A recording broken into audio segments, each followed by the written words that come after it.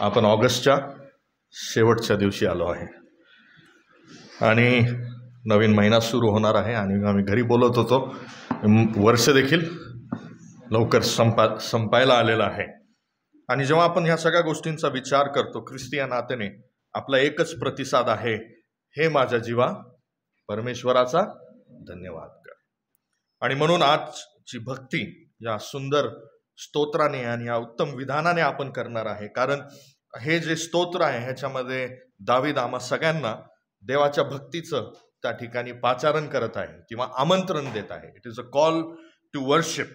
हे माझ्या जीवा परमेश्वराचा धन्यवाद कर.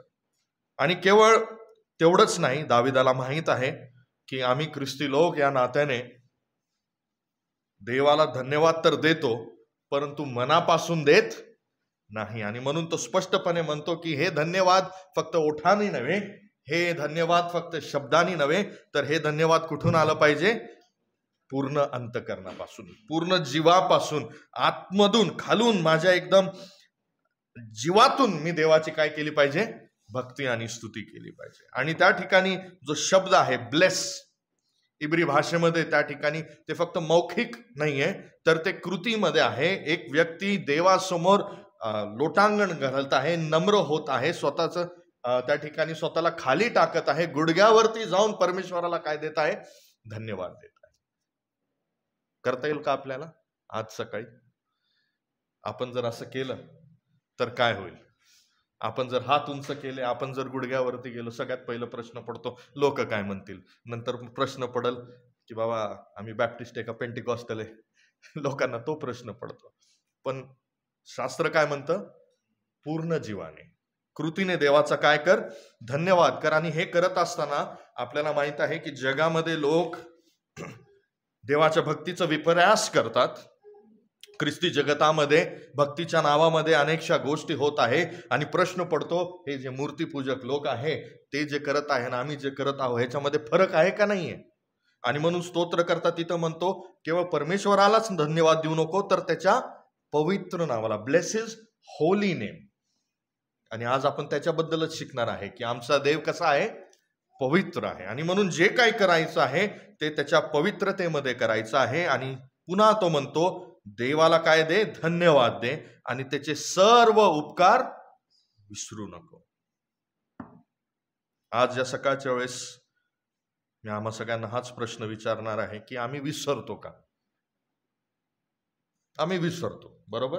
देवाची भक्ती करायला, देवाला धन्यवाद द्यायला आम्ही विसरतो. कारण आम्हाला वाटतं की आम्ही जे काही कमवलेलं आहे ते आम्ही स्वतःच्या बळाने कमवलेलं आहे. आमच्याकडे जे काही आहे ते आमच्या बुद्धीने आहे. आमच्याकडे जे काय आहे तो माझा हुद्दा आहे किंवा माझं पोझिशन इन सोसायटी आहे. त्यामुळं आम्ही देवाला धन्यवाद द्यायच्या ऐवजी आम्ही कोणाबद्दल विचार करतो? स्वतःबद्दल. पण पुढे स्तोत्र करता फार उत्तमरित्या म्हणतो. पहिली गोष्ट वचन 3 मध्ये तो म्हणतो की तो क्षमा करणारा देव आहे. सर्वात मोठी गोष्ट का त्याला धन्यवाद द्या? कारण तो क्षमा करणारा देव आहे. आणि एकच नव्हे तर तिथं स्पष्टपणे म्हटलेलं आहे की तो आमच्या सर्व अपराधांची काय करतो?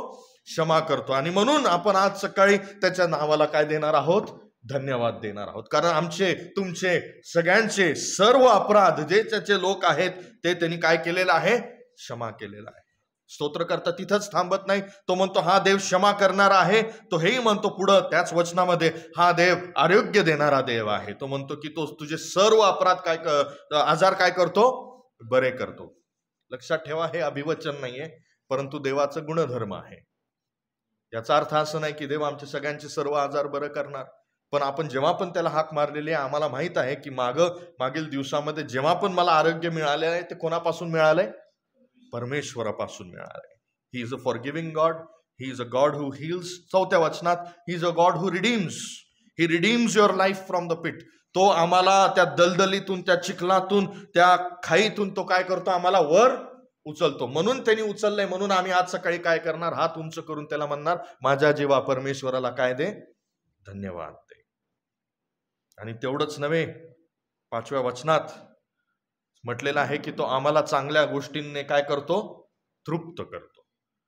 He is a saviour, he is a healer, he is a redeemer and he is also a provider. बरोबर? जे काय आहे कोणापासून आहे? देवापासून. All the good things. आणि योबाच्या 17 मध्ये आपण शिकलो की not just the good, everything comes from the पण तितकंच स्तोत्रकर्ता तिथं थांबत नाही.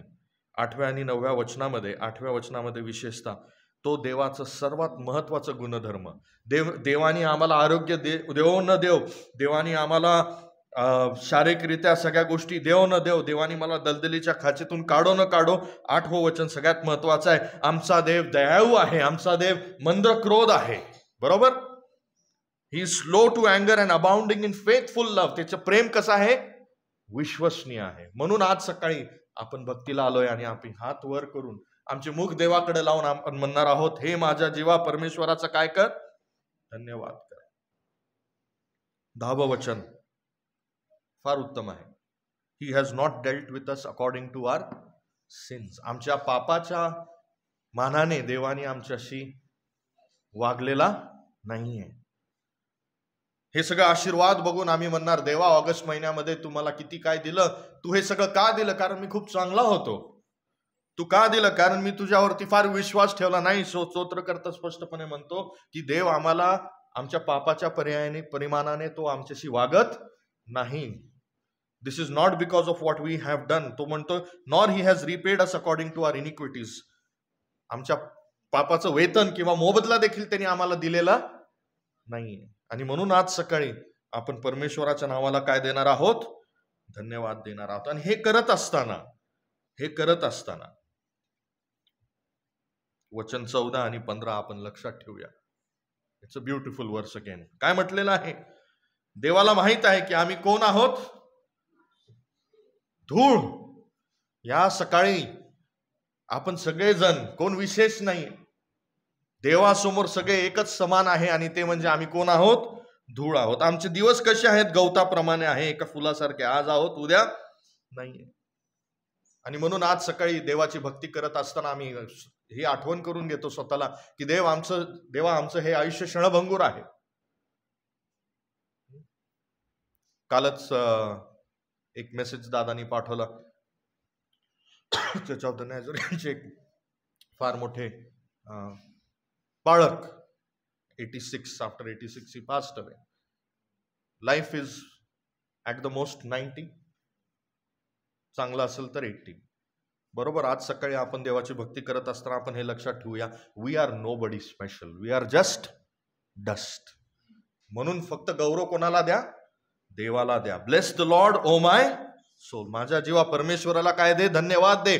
तो तिथं स्वर्गात बसून आमच्या धन्यवादाची अपेक्षा करत नाहीये. तो त्याच्यासाठी आतुर झालेला नाहीये. मग स्तोत्रकर्ता आम्हाला का ते पाचारण करत आहे? कारण आम्ही विसरतो. हे आमच्यासाठी आहे, हे त्याच्यासाठी नव्हे. हे कोणासाठी आहे? आमच्यासाठी. म्हणून आज सकाळी आपण जेव्हा गीत गाणार आहे, आपण जेव्हा आज देवाकडे लक्ष लावणार आहे, त्याचं वचन ऐकणार आहोत, आपण हे लक्षात ठेवूया की आमचं एकच कार्य आहे देवाचे लोक या नात्याने देवाच्या नावाला काय देणे? धन्यवाद देणे. मनापासून करणे, हृदयापासून करणे. फक्त करायचं म्हणून करू नये. गीत गाताना पण मी कोणासाठी गात आहे? इथं पुढे उभा असताना मी कोणासाठी उभा आहे? संदेश देताना, भाषांतर करताना आम्ही कोणासाठी हे करत आहोत? तर स्वतःसाठी नव्हे, स्वतःच्या नावासाठी नव्हे, तर आमच्या देवासाठी जो पवित्र आहे. या पवित्र देवाच्या नावाला आपण धन्यवाद देऊया आणि आपण काही गीत यावेळेस आपण गाऊया.